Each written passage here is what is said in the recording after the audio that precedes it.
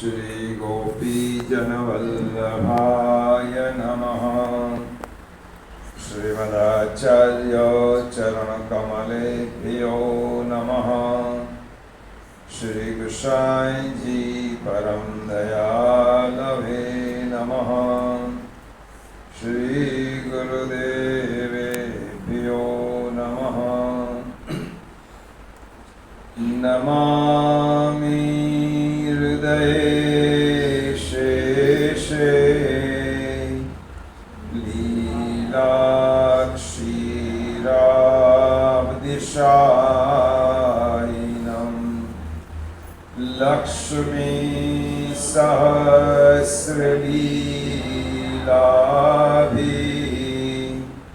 सेव्यमानं कलानिधिं चतुर्भिश्च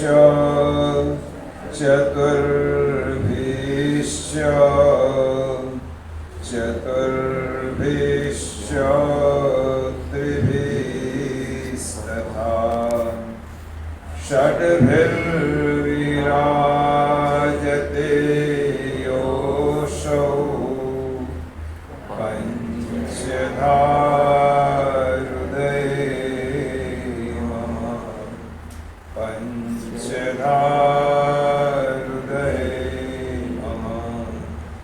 प्रभुर्नन्दकुमारो मे स्वामिने वृषभानुजा कृतार्थोऽहं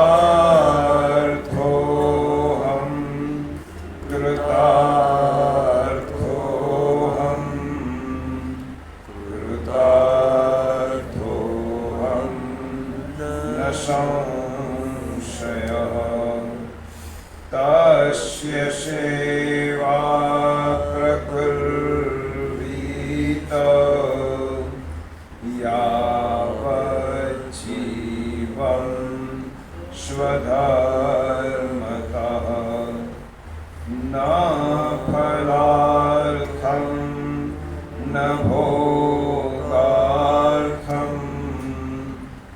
न प्रतिष्ठा प्रसिद्धये शुद्धभावो प्रभो स्थाप्यो न चातुर्यप्रयोजकम् अन्तर्यामी समस्तानां भावं जानाति मानसम् योऽन्तःप्रविश्य मम वाच्यमिमां प्रसोक्ताम्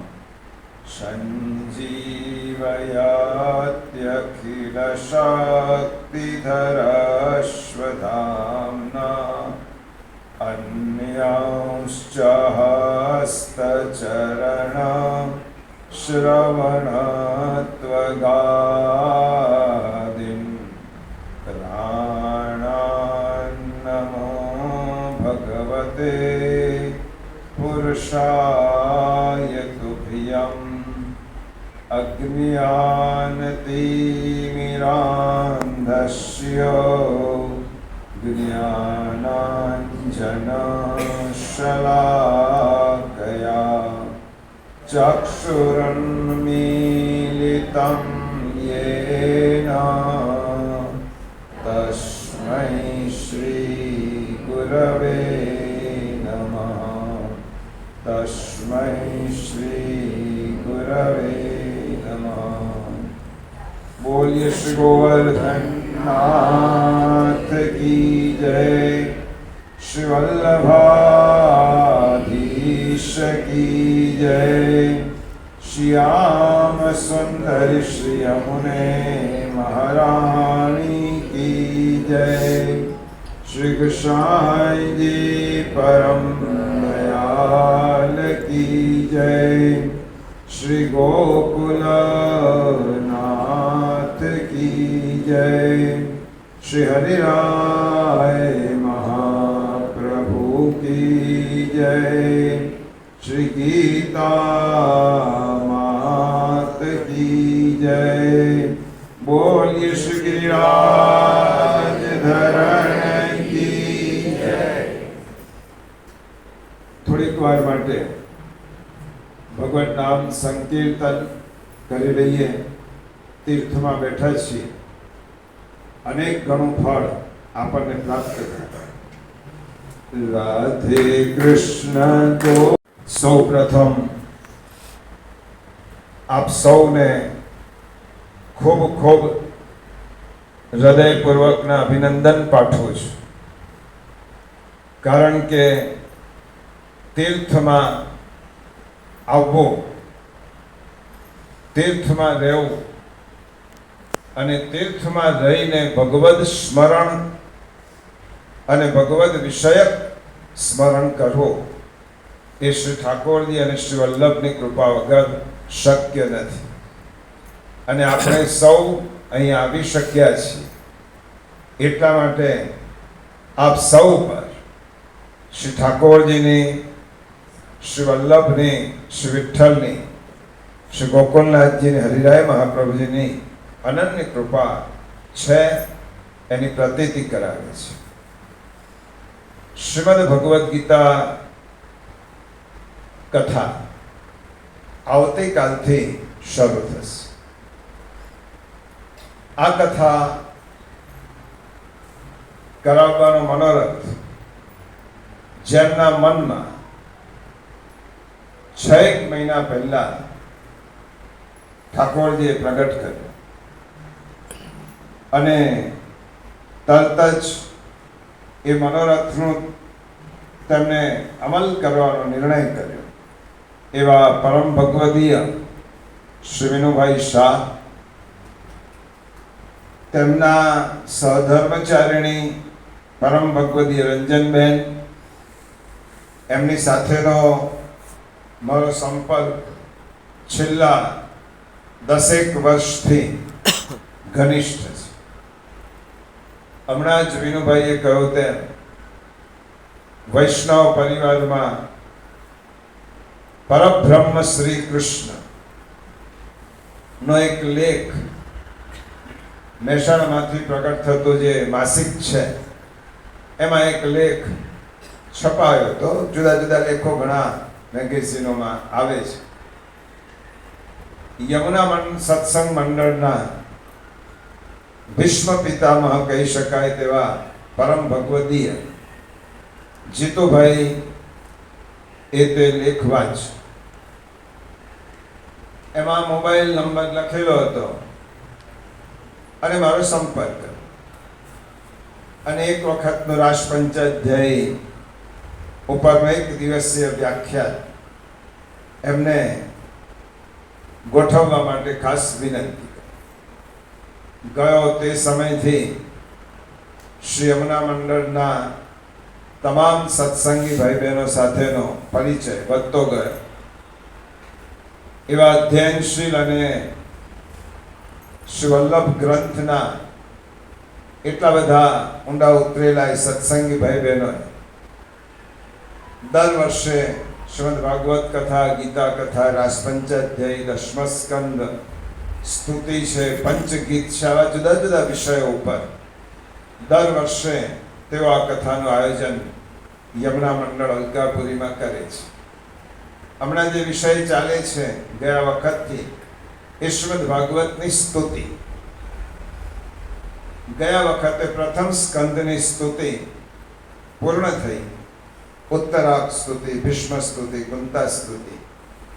આ વર્ષે પણ એમનો આગ્રહ હતો અષાઢ મહિનામાં કે બીજા સ્કંદની સ્તુતિનો, પણ કથાના આયોજનોના કારણે મેં તે આગળ એ તારીખ આપી છે। એ પરિસરમાં પરમ ભગવતે વિનુભાઈ નો પરિચય ખજાનચી તરીકે ત્યાં સેવા આપે છે એમનો પરિચય। એ વિનુભાઈ, રંજનબેન, યમુના મંડળના અમારા શ્રી ગૌરાંગભાઈ, અંજનાબેન અને ગયા જ વર્ષે અલકાપુરી હોલમાં જેમને શ્રીમદ ભાગવત કથાના મનોરથી થવાનું સૌભાગ્ય પ્રાપ્ત કર્યું એ ડૉક્ટર પુષ્પાબેન ઠક્કર અને આપ સૌ વિનુભાઈના પરિવારજનો, વડીલો અને તેમની સાથે સંકળાયેલા આપ સૌ સ્નેહીજન. અમારા ધર્મપત્ની પ્રજ્ઞાબેન, અમારી સાથે શ્રીમદ ભગવદ્ ગીતા અને ભાગવતનું પારાયણ કરનાર ભૂદેવ શ્રી ભાવિનભાઈ અને કેટલાય મિત્રો ગઈકાલે ટ્રેનમાં મળ્યા હતા. તે સૌ ધીમે ધીમે 7 દિવસમાં બધાનો પરિચય થઈ જશે અને પરિચય એટલો થશે કે ક્યારેય નહીં ભૂલાય. આજે તો પ્રારંભિક છે, પૂર્વ ભૂમિકાનો દિવસ છે.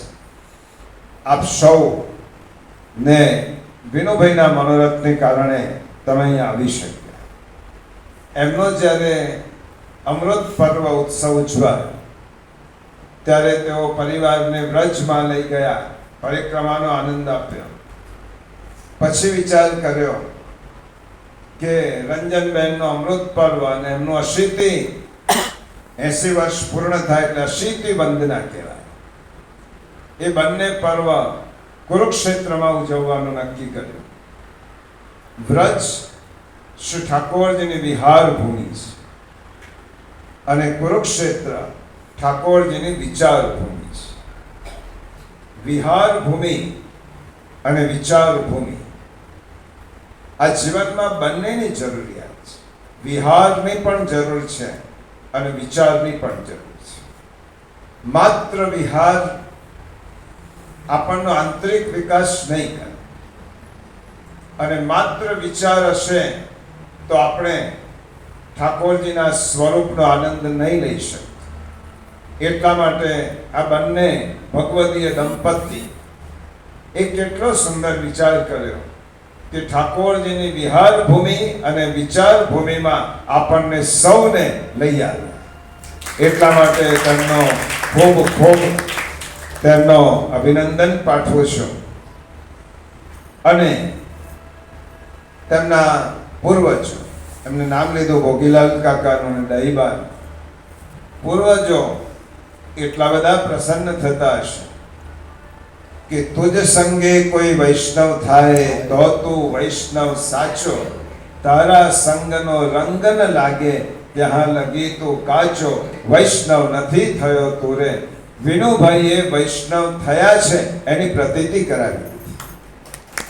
અને વૈષ્ણવનું આ લક્ષણ છે, પોતાને ગમ્યું એ બીજાને આપવું. ગમતાનો ગુલાલ કરે એનું નામ વૈષ્ણવ. જે પોતાને ગમે છે, સેવા ગમે, સ્મરણ ગમે, ગીતા ગમે, ભાગવત ગમ્યો, મારા પૂરતું સીમિત નહીં રાખવાનો, બીજા સુધી પહોંચાડવાનો. અને બીજા સુધી પહોંચાડવાનો તેમનો આ જે પારિવારિક નિષ્ઠા છે એને હું વંદન કરું છું. પરિવારો તૂટવા લાગ્યા છે અને આજે માણસ એટલો બધો વ્યાપક થયો છે કે પરિવાર વિશે કોઈ વિચાર કરતો જ નથી. તેવા સોશિયલ મીડિયાના આ યુગમાં પરિવારજનોને ભેગા કરીને માત્ર મનોરંજન નહીં પણ મનોમંથન માટે ભેગા કરવા એ વિનુભાઈ જેવા જ કરી છે. માત્ર મનોરંજન નહીં. જો દિવસો કેવા પસંદ કર્યા છે. ઘણા લોકો મનોરંજન માટે આખી રાત નાચતા કૂદતા, અને તમે કુરુક્ષેત્રની પાવન ભૂમિમાં મનોમંથન કરો છો ભગવદ વિચારોનો. આ કેટલો મોટો સૌભાગ્ય છે તમારું. અને એ સૌભાગ્ય તમને જેમના શુભ નિમિત્તથી પ્રાપ્ત થયું છે એ વિનુભાઈ અને રંજનબેનને પુનઃ ભૂરી ભૂરી અભિનંદન પાઠવું છું. જ્યાં સુધી પ્રભુ કૃપા કરે ત્યાં સુધી આવા મનોરથો કરતા રહે. ઠાકોર જેવી શક્તિ આપે, સૌભાગ્ય આપે અને એટલું બળ આપે. અમે શાસ્ત્રો એમ કહે છે કે ખૂબ સુંદર વિષય પસંદ કર્યો છે, એની વાત કાલે કરીશ, આજે નથી કરતો. ગીતાજીનું મંગલાચરણ પણ કાલે જ કરીશું. જે સ્થળ પર બેઠા છે તે તીર્થમાં, એ તીર્થનું મહત્વ એ સમજવો ખૂબ જરૂરી છે. અને એ તીર્થમાં સ્થિત દેવતાઓ, એ તીર્થમાં કેટલાય ભગવતીઓએ, કેટલાય મહાત્માઓએ, ઋષિઓએ આ તીર્થને પાવન કર્યું છે. કુરુક્ષેત્ર નો ઉલ્લેખ શ્રી મહાપ્રભુજીએ પુરુષોત્તમ સહસ્ત્રનામમાં કર્યો છે. કુરુક્ષેત્રનો ઉલ્લેખ વિદુરજીની તીર્થયાત્રામાં શ્રીમદ ભાગવતના 3જા સ્કંદમાં છે. નો ઉલ્લેખ બલભદ્રજીની તીર્થયાત્રામાં 10મા સ્કંદમાં ઉત્તરાર્ધમાં સુખદેવજી મહારાજે કર્યો છે. કુરુક્ષેત્ર પરમ પાવન તીર્થ, અતિ પવિત્ર તીર્થ ક્ષેત્ર છે. અને માત્ર તીર્થ ક્ષેત્ર નથી, ધર્મ ક્ષેત્ર પણ છે. આવતીકાલે કેમ ધર્મ ક્ષેત્ર એ પણ વિચારીશું. કર્મ ક્ષેત્ર પણ છે. તીર્થ ક્ષેત્ર છે, ધર્મ ક્ષેત્ર છે અને કર્મ ક્ષેત્ર છે. જુદા જુદા પુરાણોમાં જે તીર્થનું મહાત્મ્ય દર્શાવ્યું છે, એમાં પદ્મ પુરાણ, જેમાં શ્રીમદ ભાગવતનું મહાત્મ્ય છે, તે જ પુરાણમાં કુરુક્ષેત્ર પવિત્ર તીર્થનું મહાત્મ્ય છે. અને તેમાં દર્શાવવામાં આવ્યું, જે વ્યક્તિ હું કુરુક્ષેત્ર જઈશ, ત્યાં રહીશ એમ વિચાર પણ કરે છે, તેના પણ પાપો દૂર થાય છે. હું કુરુક્ષેત્ર જઈશ અને રહીશ વિચાર કરનારના પણ પાપો દૂર થતા હોય તો અહીંયા આવીને રહેનારના કોઈ પાપ રહે ખરા શેષ? આ કુરુક્ષેત્રની ભૂમિ છે. કુરુક્ષેત્ર ગમિષ્યામિ કુરુક્ષેત્રે વસામ્યહમ ય એવં સતતમ બ્રૂયાત સોપી પાપૈ પ્રમુચ્યતે. તેના પણ બધા જ પાપો ધોઈ જાય છે. પાંચવોપી કુરુક્ષેત્ર, ખૂબ સુંદર વર્ણન કર્યું છે પદ્મ પુરાણમાં. પાંચવોપી કુરુક્ષેત્રે વાયુના સમુદીરિતા અપે દુષ્કૃત કર્માણમ નયંતી પરમામ ગતિમ. પવનથી ઉડેલી રચકણ, પવનથી ઉડેલી રચકણ પણ શરીર પર પડી ગયા પછી, જે તીર્થની ઉડેલી રચકણ આપણા શરીર પર પણ પડે તો પણ તેને શ્રેષ્ઠ ગતિ પ્રાપ્ત થાય છે. આ કુરુક્ષેત્રની ભૂમિ છે. એક તેનામાં પડેલી રચકણ શરીરને અડે તો પણ. દક્ષિણેન સરસ્વત્યા, આ તીર્થમાં શું છે? આ તીર્થમાં દ્રષદવતી પવિત્ર નદીનું નામ છે.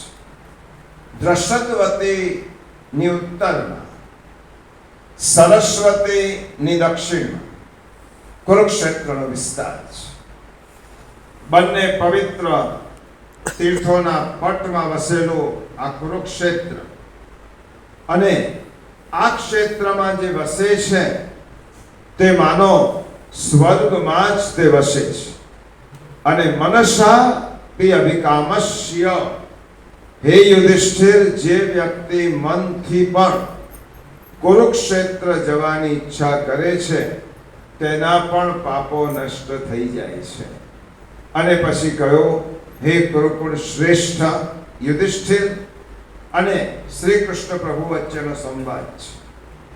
જે શ્રદ્ધાપૂર્વક કુરુક્ષેત્રની યાત્રા કરે છે, સાંભળી લેજો, જે શ્રદ્ધાપૂર્વક કુરુક્ષેત્રની યાત્રા કરે છે તેને રાજસૂય અને અશ્વમેધ આ બંને યજ્ઞનું સંયુક્ત ફળ એક સાથે પ્રાપ્ત થાય છે.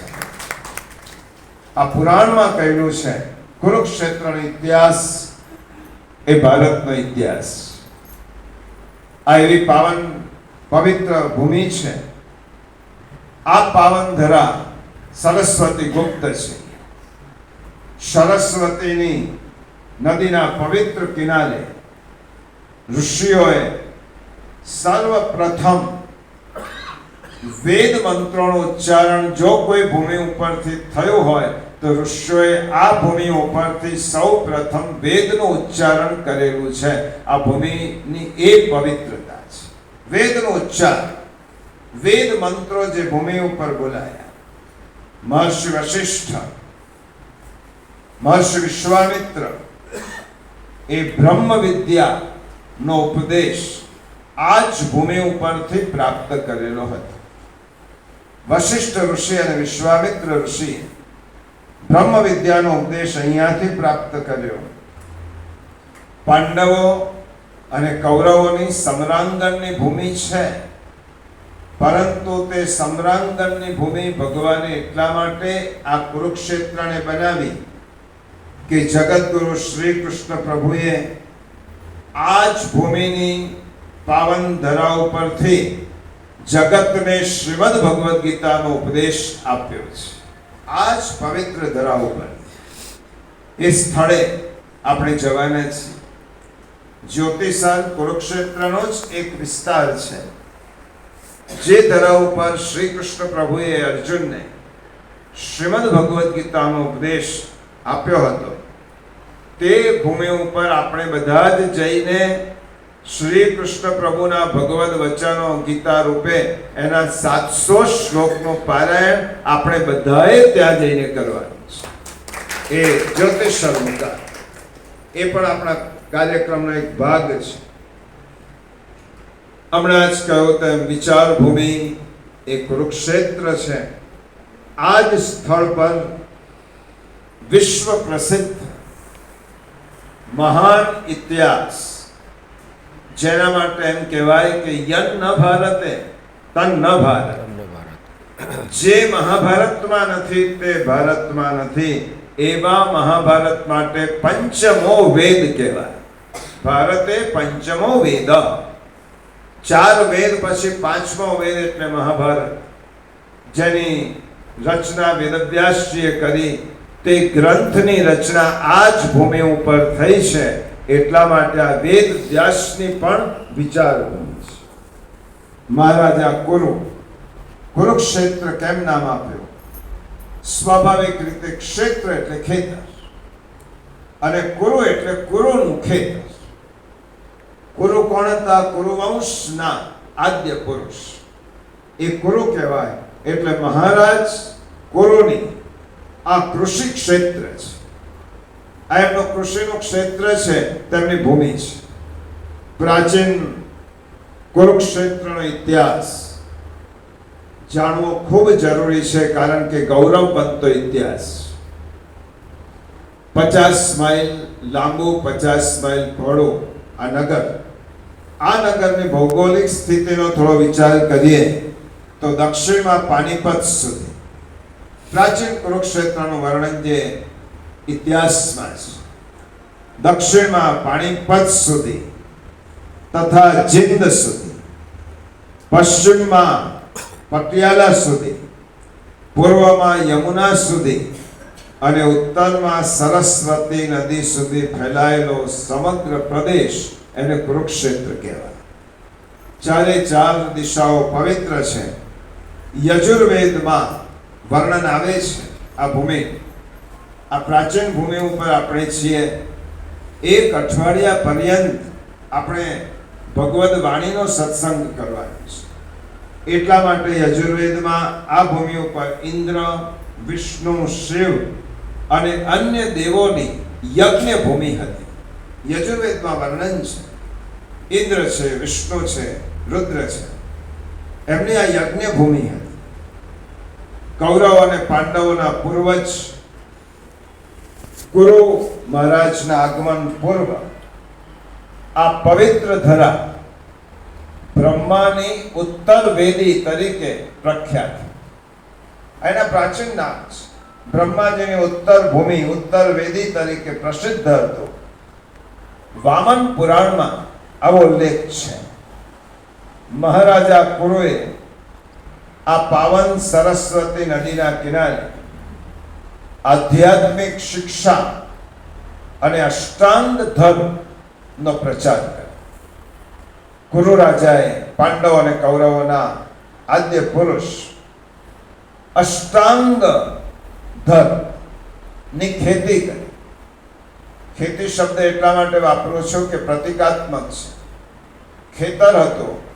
કુરુનું ખેતર કેમ? કારણ કે તેમને અષ્ટાંગ ધર્મ ના બીજ આ ભૂમિમાં વાવ્યા હતા. એ કયા અષ્ટાંગ ધર્મ છે? તપ છે, સત્ય છે, ક્ષમા છે, દયા છે, શૌચ છે, દાન છે, યોગ છે અને બ્રહ્મચર્ય. અષ્ટાંગ ધર્મની ખેતી અહીંયા કરી હતી અને તેનો વિસ્તાર કર્યો. અને જગતમાં આ જ ભૂમિ ઉપરથી સદવિચારોનો ફેલાવો મહારાજા કુરુએ કર્યો. આખ્યાયિકા એવી છે કે મહારાજા કુરુ સોનાના રથમાં બેસી અહીંયા આવ્યા હતા. આ ભૂમિ જે પહેલા બ્રહ્માની ઉત્તરવેદી તરીકે પ્રસિદ્ધ હતી, મહારાજા કુરુ અહીંયા આવ્યા સોનાના રથમાં બેસી, અને તે રથના સોનાથી ખેતી માટે તેમણે હળ તૈયાર કર્યું. સોનાથી જ હળ તૈયાર કર્યું. ભગવાન શિવ તથા યમરાજ પાસે બળદ અને પાડો આ બંને લઈને તેમણે ખેતીનો આરંભ કર્યો. આ જ્યારે આખ્યાયિકા કહું છું ત્યારે એનો ભૂમિકા સમજજો. એ ખેતીનો જ્યારે કુરુ મહારાજ આરંભ કરે છે ત્યારે દેવરાજ ઇન્દ્ર કુરુ મહારાજ પાસે આવે છે અને રાજાને પૂછે છે, શા માટે તમારે ખેતી કરવાની જરૂર છે? કેમ ખેતી કરો છો? એનું કારણ શું? ત્યારે રાજા એ કહ્યું, હું ધર્મના પ્રચાર માટે આ જમીન તૈયાર કરું છું. મારે આ જ ભૂમિ ઉપરથી સમગ્ર વિશ્વ ધર્મના બીજ વાવી અને તેના વૃક્ષો ઉત્પન્ન કરવા છે. ઇન્દ્રએ પૂછ્યું, બીજ ક્યાં છે? ક્યાંથી લાવશો બીજ? તમે સદવિચારોની ખેતી છે, અન્નની ખેતી નથી. આના બીજ ક્યાંથી લાવશો? કુરુએ કહ્યું, બીજ મારી પાસે છે.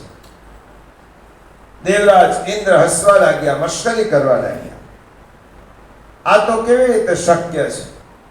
તમે આ કેવી રીતે કરી શકશો? આખ્યાયિકામાં લખ્યું છે કે રાજા રોજ 7 કોષ ભૂમિ, રોજની 7 કોષ ભૂમિ ખેતી માટે તૈયાર કરે છે. અને કહેવાય છે 48 કોષ ભૂમિ રાજાએ તૈયાર કરી ખેતી. અને પછી ભગવાન વિષ્ણુ પધાર્યા કુરુ રાજા પાસે. તેઓએ પણ રાજાએ વિષ્ણુ ભગવાનને પ્રશ્ન પૂછ્યો, મહારાજા કુરુ, શું કરો છો?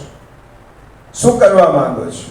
હું આ સદવિચારોની ખેતી કરું છું. એમને પણ પૂછ્યું, બીજ ક્યાં છે?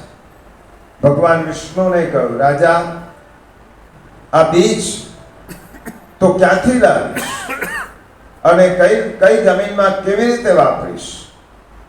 ત્યારે કુરુ રાજાએ કહ્યું, બીજ મારી પાસે છે. બીજ બતાવો, ક્યાં છે? અને કુરુ રાજાએ પોતાના હાથ બતાવીને કહ્યું, આ જ મારા બીજ છે. કારણ કે કરાગ્રે વસતે લક્ષ્મી કરમુલે સરસ્વતી કરમધ્યેત ગોવિંદ પ્રભાતે કરદર્શન. આ હાથમાં જ સામર્થ્ય છે કે આ ભૂમિને ખેડી અને આમાંથી હું મારો પ્રબળ પુરુષાર્થ કરીશ. મારા બાહુબળ એ બીજ છે. આજે સમગ્ર જગત જ્યારે ભોગવાદી વિચારધારામાં લપેટાયેલું છે, ત્યારે આવનારી ભવિષ્યની પેઢી માટે સદવિચારો કોઈ કે વાવવા માટે એનું બલિદાન આપવું પડશે. અને એ બલિદાન આપવા માટે હું આવ્યો છું. મારા બાહુબળમાં બીજ છે. જમણો હાથ બતાવીને કહ્યો, ભગવાન વિષ્ણુએ પોતાના ચક્રથી કુરુ રાજાના જમણા હાથના 1000 ટુકડા કર્યા અને એ ટુકડાને જમીનમાં વાવ્યા. બીજા રોપણ માટે ડાબા હાથ, બંને પગ અને મસ્તક પણ વિષ્ણુને જ્યારે કુરુ રાજાએ અર્પણ કર્યો અને કહ્યું કે મારો આખો દેહ હું સદવિચારોના પ્રચાર માટે, તેની ખેતી માટે હું આપને અર્પણ કરું છું. ભગવાન વિષ્ણુ પ્રસન્ન થયા. હું તો તારી પરીક્ષા કરવા આવ્યો હતો.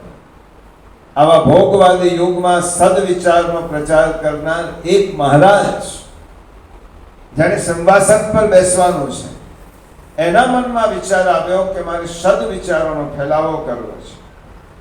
અને વિષ્ણુ ભગવાને પ્રસન્ન થઈ દિવ્ય દ્રષ્ટિ કરી પૂર્વવત દેહ પાછો પ્રાપ્ત થયો અને વરદાન માંગવાનું પડ્યું. હે મહારાજા કુરુ, હું પરીક્ષા કરવા આવ્યો હતો કે તમે સદવિચારોનું વાવેતર કેવી રીતે કરશો. તમે તમારી જાતનું બલિદાન આપીને પણ, સમર્પણ કરીને એ સિદ્ધ કરી દીધો કે તમે એના માટે તૈયાર છો. વરદાન માંગો. કુરુ રાજાએ વરદાન માંગ્યું, જેટલી ભૂમિ મેં ખેડી છે, જેટલી ભૂમિ મારાથી ખેડાઈ છે, એ બધી જ ભૂમિ પુણ્ય ક્ષેત્ર, ધર્મ ક્ષેત્ર તરીકે પ્રસિદ્ધ થાવ. વિષ્ણુ ભગવાને વરદાન આપ્યું, જાવ આ ભૂમિને પુણ્ય ક્ષેત્ર કહેવાશે, ધર્મ ક્ષેત્ર કહેવાશે. અને આ ભૂમિ ઉપર દેવતાઓ નિવાસ કરે. ગુરુએ બીજું વરદાન માંગ્યું, આ ભૂમિ ઉપર દેવતાઓનો નિવાસ થાય. આ ભૂમિ ઉપર કરેલું સ્નાન, કરેલા ઉપવાસ, કરેલું તપ, કરેલો યજ્ઞ, કરેલો સત્સંગ કે કોઈ પણ શુભ કર્મ કરે તે અક્ષુણ્ણ બની જાય. આવું કુરુ રાજાએ વરદાન. વિનુભાઈએ કુરુક્ષેત્રની ભૂમિ એમને એમ પસંદ કરી નથી. અહીંયા કરેલો સત્સંગ, યજ્ઞ, તપ, ઉપવાસ બધું જ અક્ષુણ્ણ બની જાય. જેનું મૃત્યુ આ ભૂમિમાં થાય તેના પાપ બધા જ બળી જાય અને તેનો પુણ્ય એટલું બધું વધે કે તેને સ્વર્ગની પ્રાપ્તિ થાય. આ વરદાન આપ. અને આ વરદાન વિષ્ણુ ભગવાને કુરુ રાજાને આપ્યું છે. આ ધરા પરથી જ પ્રાચીન કાળમાં ભારતીય વિચારધારા વહેતી થઈ છે. પ્રાચીન કાળમાં વૈદિક વિચારો, ભારતીય વિચારો ની સરવાણી જો વહી હોય તો કુરુક્ષેત્રની ભૂમિ પરથી થઈ છે. માટે તો જગતગુરુ શ્રી કૃષ્ણ ભગવાને આ ભૂમિને ગીતાના ઉપદેશ માટે પસંદ કરી. માટે જ પ્રભુ અહીં પધાર્યા. અને આ ભૂમિ એ બીજે પણ જઈ શકતા પ્રભુ, પણ શ્રી કૃષ્ણ પ્રભુએ આ ભૂમિને પસંદ કરી. મહાભારતમાં વર્ણન છે કે પ્રાચીન સરસ્વતી નદીના તટ પર ઋષિઓ આ જ ભૂમિ ઉપર મોટા મોટા આશ્રમો સ્થાપીને હજારો બ્રહ્મચારીઓને, બટુકોને, ઋષિકુમારોને ભારતીય વૈદિક સંસ્કૃતિની શિક્ષા આપતા. તે કુરુક્ષેત્ર સાંસ્કૃતિક વિદ્યાઓનું સર્વોચ્ચ કેન્દ્ર છે. અને તે કુરુક્ષેત્ર ભગવાને ગીતોપદેશ આ ક્ષેત્રમાંથી કર્યો છે. આ ક્ષેત્રનું બીજું નામ છે ભૃગુ ક્ષેત્ર. યાદ એટલા માટે રાખો કે 7 દિવસ રહેવાનું છે. ભૃગુ ક્ષેત્ર બહુ સૌભાગ્યશાળી લોકોને આવી તક મળે છે. અમે જ્યારે આ જ ભૂમિ ઉપર ને આ જ આશ્રમમાં 1.5 વર્ષ પહેલા શ્રીમદ ભગવદ્ ગીતાની કથા અમારા દાહોદના સત્સંગી ભાઈઓને લઈને કરી હતી. થોડી મોટા પ્રમાણમાં હતી, જે મોટો હોલ છે ત્યાં. જતી વખતે મનોકામના એ સેવી હતી, પ્રભુ આ ભૂમિ ઉપર ફરીથી બોલાવજો. અને જુઓ કે 1.5 વર્ષ પછી પ્રભુએ ફરીથી બોલાવ્યો. તમે પણ આવો મનોરથ સેવીને જશો તો આ ભૂમિ ઉપર તો તમે જે પણ કંઈ મનોરથ સેવ્યો હશે તે પરિપૂર્ણ થશે. ભૃગુ ઋષિની યજ્ઞ ભૂમિ છે. આ ભૃગુ ઋષિની યજ્ઞ ભૂમિ કહેવાય. બ્રહ્માજીએ અહીંયા યજ્ઞ કર્યો હતો માટે બ્રહ્માની ઉત્તરવેદી બ્રહ્મ સરોવર છે. ઉત્તરવેદી બ્રહ્માજીની 5 વેદી શ્રેષ્ઠ ગણાય તેમાંની આ એક વેદી છે. વામન પુરાણ અનુસાર આ પવિત્ર ક્ષેત્રમાં 7 પવિત્ર વન છે અને 7 પવિત્ર નદીઓ છે. વામન પુરાણ કુરુક્ષેત્રનું વર્ણન કરતા કહે છે, કામ્યક વન, અદિતિ વન, વ્યાસ વન, ફલતી વન, સૂર્ય વન, મધુવન અને શીત વન. આ 7 વન આ ભૂમિ ઉપર છે. કરી પૃથુદક કહેવાય છે અને તેના પરથી આ ભૂમિનું નામ પડ્યું છે. વિશ્વામિત્ર ઋષિને બ્રહ્મ જ્ઞાન જે ભૂમિ ઉપરથી થયું હતું તે પિહોવા. મહારાજ ઋષિ ઉત્તંગ ની પણ તપોભૂમિ છે. મનુ ભગવાનની પણ તપોભૂમિ છે. અને આ પૃથુદક તીર્થમાં પૃથ્વીરાજાએ પોતાના પિતાની અંત્યેષ્ટિ કર્યા પછી ભગવાનની પાસે હાથ જોડીને વિનંતી કરીને વરદાન માંગ્યું, હે પ્રભુ, આ સરોવરની પાસે આ જગ્યાઓ પર જે વ્યક્તિ પોતાના પિતૃઓનું સ્મરણ કરી અને તેનું તર્પણ કરશે તો તેના પિતૃઓની સદગતિ થાય એવું વરદાન તે વખતે પૃથ્વીરાજાએ માંગ્યું. તે પિહોવા પૃથુદક તીર્થ અહીંયા જ આવેલું છે. હવે કુરુક્ષેત્રની પાવન ધરા ઉપર આપણે આવ્યા છીએ. 7 દિવસનું આપણું અનુષ્ઠાન છે. શ્રીમદ ભગવદ્ ગીતા શું છે? ભગવદ્ ગીતાનું કેટલું મહત્વ છે? ભગવદ્ ગીતા જાણવી એ પ્રત્યેક માણસ માટે ખૂબ જરૂરી છે. એની વાતો પછી ભગવદ્ ગીતાના 18 અધ્યાય છે તેની પણ વાત. તમારા મનમાંથી એક વસ્તુ કાઢી નાખો. શ્રીમદ ભગવદ્ ગીતા અને શ્રીમદ ભાગવત જુદા નથી. જે વ્યક્તિ એમ સમજે છે કે ભાગવત અને ગીતા આ તો તમે આટલું સમજો છો, બાકી હવેની પેઢીને તો ભાગવત શું ને ગીતા શું ખબર જ નથી. એ ગીતાને જ ભાગવત ગણે છે, ભાગવતને જ ગીતા ગણે છે. ભાગવત ગીતાને એક જ ગણે છે. ગીતા શ્રી મહાપ્રભુજીના શબ્દોમાં કહું, શ્રીમદ ભગવદ્ ગીતા સૂત્રાત્મક છે અને ભાગવત તેનું ભાષ્ય છે. આપણે આજ સુધી ભાષ્ય સાંભળ્યું છે કથાઓમાં, એના સૂત્રો આપણે સમજવાના છે. એ ગીતા કથા કુરુક્ષેત્રની પાવન ધરા ઉપરથી આપણે 7 દિવસ પર્યંત શ્રવણ કરવાની છે. શ્રીમદ ભગવદ્ ગીતાનો એક પણ શબ્દ, શ્રીમદ ભગવદ્ ગીતાનો એક પણ પ્રભુએ આપેલો ઉપદેશ, આદેશ, આજ્ઞા કે આશ્વાસ આપણા જીવનમાં ઉતરશે તો આપણું જીવન ખૂબ સુંદર થશે. આજ સુધી આપણે એમ સાંભળ્યું છે કે સેવા કરવી જોઈએ. સેવા કેમ કરવી જોઈએ એ ગીતા બતાવે છે. આજ સુધી એવું સાંભળ્યું કે સ્મરણ કરવું જોઈએ, પણ સ્મરણ શા માટે કરવું જોઈએ એનો જવાબ ગીતા માતા આપે છે. આજ સુધી આપણે જે કરતા રહ્યા છીએ, કરી રહ્યા છીએ, એ શા માટે કરવું એનો જવાબ જો કોઈ ગ્રંથ પાસે હોય તો શ્રીમદ ભગવદ્ ગીતા પાસે છે.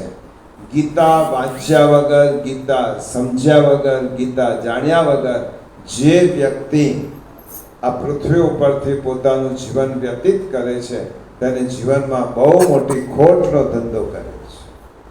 અને એ શ્રીમદ ભગવદ્ ગીતા સાંભળવા માટે તમને આવી સુંદર અનુકૂળતા કરી આપનાર વિનુભાઈ, એમનો સમગ્ર પરિવાર, એમને સહયોગ આપનાર સૌ પરિવારજનો, આપ સૌ પર ઠાકોરજીની, શ્રી કૃષ્ણ પરમાત્માની એટલી બધી કૃપા ઉતરે.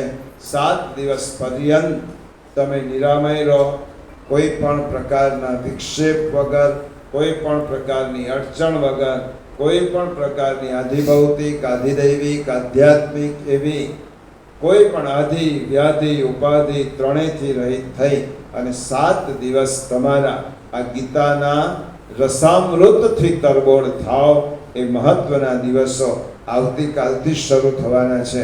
આપણે પ્રભુના ચરણ કમલોમાં દંડવત કરી પ્રભુને પ્રાર્થીએ, પ્રભુ અમે એક આરંભ કરેલો આ એક જ્ઞાન યજ્ઞ છે, એ જ્ઞાન યજ્ઞ પૂરો કરવા માટે પ્રભુ અમને શક્તિ આપજો અને તમારી કૃપા વૃષ્ટિ વરસાવજો કે 7 દિવસ અમે નિર્વિઘ્ને અમારો મનોરથ પૂર્ણ કરી શકીએ. એવી પ્રભુ આપણને સૌને શક્તિ આપે અને આપણે ખૂબ શ્રદ્ધાથી શ્રીમદ ભગવદ્ ગીતાને સાંભળીએ, કંઈક પામીએ, કંઈક મેળવીએ અને આજે છે એના કરતાં 7મા દિવસે કંઈક જુદા થઈને અહીંયાથી જઈએ એવી પ્રભુને પ્રાર્થના કરી આજના પ્રથમ દિવસની ભૂમિકા આપણે પૂર્ણ કરીએ. અને માત્ર આશ્રયનું પદ, આજે આરતીનો કોઈ ક્રમ નથી, આશ્રયનું પદ આપણે બોલીશું અને પછી ઉઠીશું. પછી જે ક્રમ હશે, આજે વિનુભાઈના ક્રમમાં મેં થોડો ફેર કર્યો. વિનુભાઈને એમ હતું કે આજે શરૂઆતમાં વલ્લભ સાખી અને પછી થોડો બ્રેક રાખીએ જમવા.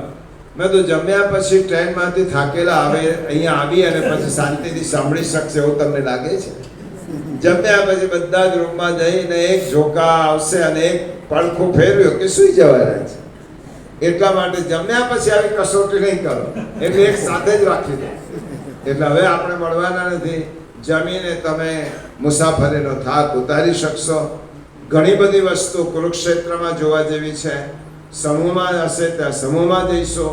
7 દિવસ કોઈક હોય અવકાશ તો તમે જઈને પણ તે સ્થળે જઈ શકશો. હવે આપણે આશ્રયનું પદ લઈશું. આવતીકાલે 9 વાગે શોભાયાત્રા. શ્રીમદ ભાગવત અને શ્રીમદ ભગવદ્ ગીતા બે બિરાજ. કારણ કે ગીતા અને ભાગવત એક સિક્કાની બે બાજુ છે. જ્યાં ભાગવત હોય ત્યાં ગીતા હોય ને ગીતા હોય ત્યાં ભાગવત હોય. એ બંને બિરાજશે અહીંયા. 2 પોથી, એક પોથી રંજનાબેન રહેશે, એક પોથી વિનુભાઈ લેશે. અને જે પારાયણ કરવા માટે અહીંયા બેઠેલા ભૂદેવ છે એ રોજ 3 અધ્યાય ગીતાનું પારાયણ અને પછી શ્રીમદ ભાગવતના 18,000 શ્લોકોનું પારાયણ, મૂળ પારાયણ અહીં બેસીને કરશે. કારણ કે જ્યાં ગીતા ગવાતી હોય ત્યાં ભાગવતનું મૂળ પારાયણ થવું જરૂરી છે. એટલા માટે આપણે તે ભૂદેવને પારાયણ માટે પણ અહીં રોક્યા છે. એ પારાયણ થશે, તેમની પોથી આપણે ફરતી રાખીશું. 3 પોથી દરેક જણ લાભ લે. અડધો પોણો કલાકનો રૂટ છે એટલે દરેક પોતાના મસ્તક પર ગીતાજી ભાગવતજી પધરાવે અને અહીંયા આપણે આવીશું. અને સ્થાપન રૂપે એટલા માટે મેં વિનુભાઈને સમજાવ્યું, આપ સૌને પણ કહી દઉં, જ્યારે આપણે કોઈ સત્કર્મ કરીએ, અનુષ્ઠાન કરીએ, ભાગવત કથા હોય કે ગીતા કથા હોય, ત્યારે દેવતાઓની અપેક્ષા હોય છે. દેવતાઓને એમ થાય છે કે આટલો મોટો સુંદર યજ્ઞ છે અને અમને આમંત્રણ આપીને બોલાયા હોય તો અમે પણ આવીને આ ભાગવત ગીતા કે એનો સત્સંગ સાંભળતા. એટલા માટે આપણે વૈદિક પરંપરા પ્રમાણે આ 7 દિવસના અનુષ્ઠાનમાં જુદા જુદા ગ્રહોને, ગણપતિ દાદાને, બધા દેવતાઓને અહીં આમંત્રણ આપીને બોલાવી અને ભાગવત કથા સત્સંગ, ગીતા સત્સંગમાં બોલાવીએ છીએ. એટલા માટે કે તેઓ પણ શ્રવણ કરે ને આપણો મનોરથ કોઈ પણ વિઘ્ન વગર પૂર્ણ થાય. એટલા માટે પૂજા પણ શરૂઆતમાં, કથાની શરૂઆતમાં અડધો કલાકની જે પૂજાનો ક્રમ રહેશે એ બ્રાહ્મણ આપણને કરાવશે. એ કોણે ક્યારે પૂજા માટે આવવું, કોને આરતી માટે આવવું, એ બધું વિનુભાઈએ સુંદર મજાનું આયોજન કરેલું છે. કોઈને પણ કોઈ સૂચન હોય તો જરૂર, તમે તો પરિવાર છો તમારો આખો, સૂચન તમે વિનુભાઈને કે અહીંના જે આયોજકો છે એમને કહી શકશો. એ પ્રમાણે આગળ વધીશું. પ્રશ્નોત્તરી માટેનો મારો વિશેષ આગ્રહ છે, તમે જે સાંભળો તેનો પ્રશ્ન તમારા મનમાં ઉદ્ભવવો જ જોઈએ. કોઈક વખત પ્રશ્નોત્તરીનો કાર્યક્રમ રાખી શકાતો હોય તો રાખજો. વલ્લભાખ્યાન છે, રાસપંચાધ્યાયી છે, આ બધું તો આપણે ગોઠવેલું છે. પણ એ સિવાય પણ 7 દિવસનો મહત્તમ ઉપયોગ કરી ક્ષણે ક્ષણનો ઉપયોગ કરજો. તીર્થમાં કરેલું પુણ્ય અને તીર્થમાં કરેલું પાપ અક્ષુન્ન બની જાય છે. માટે તીર્થમાં પુણ્ય જ થાય. તીર્થમાં કોઈ પણ પ્રકારનું આપણાથી કોઈની નિંદા, કોઈની ટીકા, કોઈ ગુસ્સો, કોઈ કલહ, કોઈ કંકાસ, ક્લેશ, આ બધું ન થવું જોઈએ. કારણ કે તીર્થે ક્ષેત્રે કૃતમ પાપમ અન્ય ક્ષેત્રે કૃતમ પાપમ તીર્થ ક્ષેત્રે વિનશ્ય. બીજી જગ્યાએ પાપ કર્યું હોય તો તીર્થમાં આવીને નાશ થાય, પણ તીર્થમાં જો પાપ કર્યું હોય તો વજ્રલેપો ભવિષ્યતિ, એ કોઈ નાશ ન કરી શકે. આવું આપણે પવિત્ર અનુકૂળતા મળી છે, પૂરેપૂરો ઉપયોગ કરજો. આશ્રયનું પદ બોલી અને આપણે આજના કાર્યક્રમને પૂર્ણ કરીશું. ગૌરવ